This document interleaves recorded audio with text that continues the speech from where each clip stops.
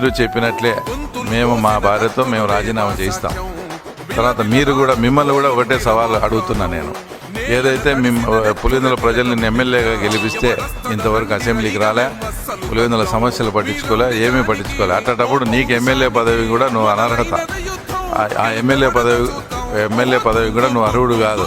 నీకు నిజంగా ఇప్పుడు నిన్న పులివెందుల జరిగిన ఎలక్షన్ ప్రజాస్వామ్యబద్ధంగా జరగలేదు అని నువ్వు నిజంగా ఫీల్ అయ్యి ఏదన్నా ఉంటే మీరు కూడా ఖచ్చితంగా రాజీనామా చేసి రండి.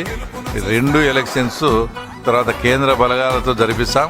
ఎలాంటి ప్రజాస్వామ్యబద్ధంగా సెంట్రల్ ఫోర్స్ పెట్టి మీరు అడిగిన విధంగా సెంట్రల్ ఫోర్స్ పెట్టి జరిగిద్దాం.